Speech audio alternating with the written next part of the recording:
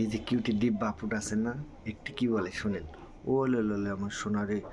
থাকলে থাকলাম, সমস্যা কি? হ্যাঁ, বসে থাকবো, সমস্যা নাই। তাও সুগার ড্যাডি বা তার মাসিক ইনকাম 2-3 লাখ তো থাকা লাগবে। শুনছুন হাতে কি কইছে?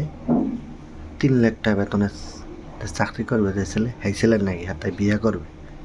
হ্যাঁ, তাইলে যে মিরপুর ফ্লাইওভারে 300টা শটের মেয়েডি করে খারাপ কি? হ্যাঁ, কিটা খারাপ? দেখতেও সুন্দর আছে। ইতার গল্লিও তো চিকন হইবে না, গল্লিও তো চেবড়া গল্লি, আর এটা গল্লি চিকন আছে।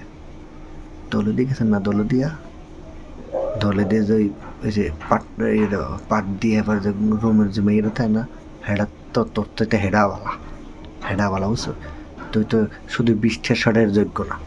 হ্যাঁ, তো সে তো বাজারে টিয়া তোলে না, কি কয় টুনটুনি সারা হিতলা হেঁটেও দেখতে ভালো দেখা যায়। ওর 3 লাখ টাকা বেতন পেয়ে চাকরি করে বিয়ে হবো।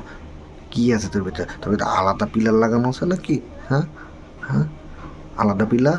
তোর মেশিন নিজেরটা আলাদা, নিচেরটা স্বর্ণ টর্ণ দিয়ে বাঁধানো আছে নাকি? 3 লাখ টাকা বেতন চাকরি পেয়ে তোমার আন্নারই বিয়ে করানো লাগতো। কি তা কথা কন না কিছু নেই, আলাদা কিছু নাকি ওটার ভিতরে? আয়নার একটু দেখো মাঝে মধ্যে। হ্যাঁ, আয়নাটা দেখো যেন কোন দেশের রামণী হয়ে গেছেন। ঠিক আছে, কথাবার্তা কইলে একটু নিজের চেহারা দেখে, একটু মান সম্মান নিজের একটু দেখে তারপর কথাবার্তা কইেন। 3 লাখ টাকা আয় তো তোরে 300 টাকা বেতনে চাকরি করলো, তোরে বিয়ে করতাম না।